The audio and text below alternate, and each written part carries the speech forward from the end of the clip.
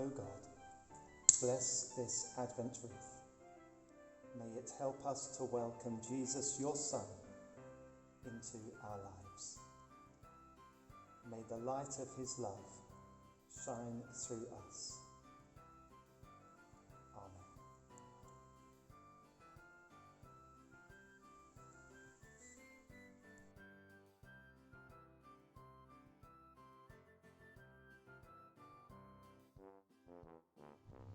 The Tale of the Three Trees. Once upon a mountain top, 3 trees dreamed of what they wanted to be when they grew up. "I want to hold treasure," the first tree said. "I will be the most beautiful treasure chest in the whole world." "I want to be a strong sailing ship," the second tree said. "I will be the strongest ship in the world." "I don't want to leave this mountain top," the third tree said. "I want to grow so tall that when people look at me, they will raise their eyes to heaven and think of God. I will be the tallest tree in the whole world." One day, 3 woodcutters climbed the mountain. With a swoosh of the first man's axe, the first tree fell. With a swish of the second man's axe, the second tree fell. With a slash of the third man's axe, the third tree fell. The first tree rejoiced when the woodcutter brought him to a carpenter's shop, but the busy carpenter was not thinking about treasure chests. Instead, his work-worn hands fashioned the tree into a box for animal feed.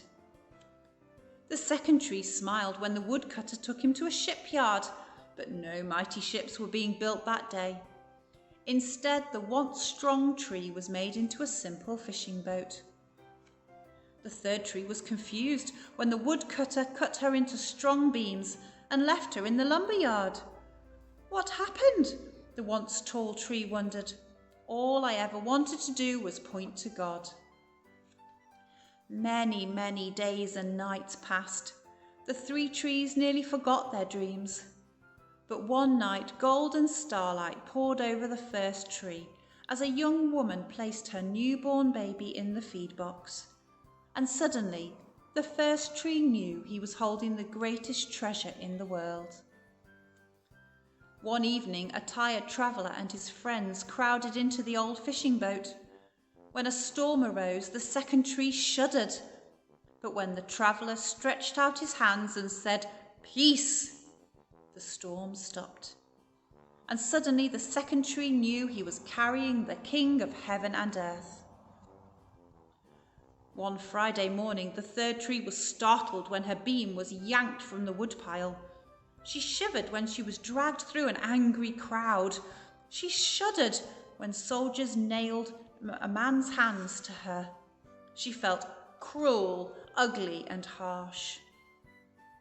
But on Sunday morning, when the sun rose and the earth trembled with joy beneath her, the third tree knew that God's love had changed everything. It had made the first tree beautiful, the second tree strong, and every time people thought of the third tree, they would think of God. And that was better than being the tallest tree in the world.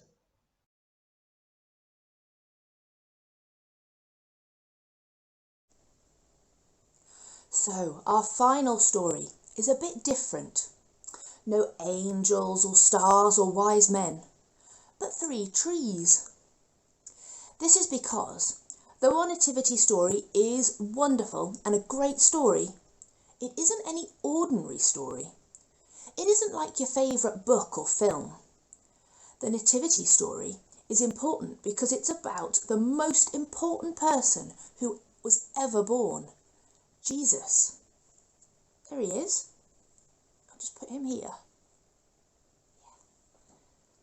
Now, Jesus, even though his story of his birth is amazing with angels and miracles, he was really born in a country we now call Israel over 2,000 years ago.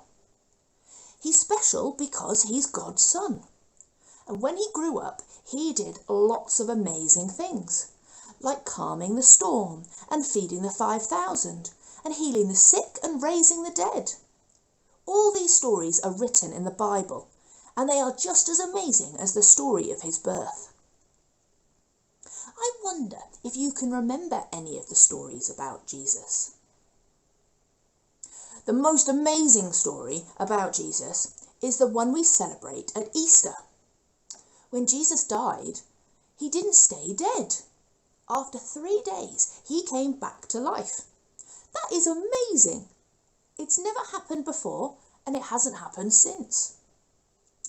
Jesus then went to be with God in heaven. But he's also still with us, and he will come back again. And he also makes it possible for us to be with God. All in all, he was pretty amazing. This little baby that we celebrate at Christmas is the most amazing person who was ever born. I wonder what you will do this Christmas to celebrate Jesus' birth. And I wonder how you will remember Jesus after Christmas.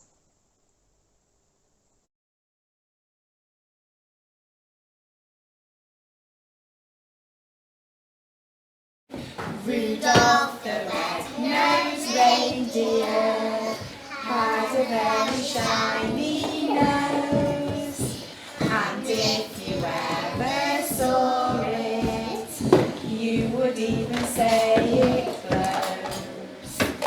All of the other reindeers used to laugh and call him names.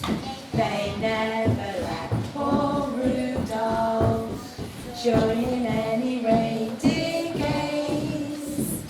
Then one foggy Christmas Eve, Santa came to say, Rudolph, with your nose so bright, won't you guide my sleigh tonight?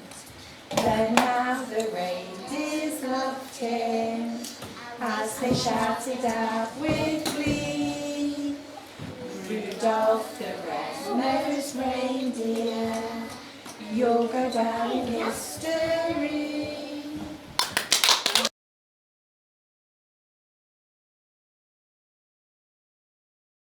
Go in peace to love and serve the Lord in the name of Christ. Amen.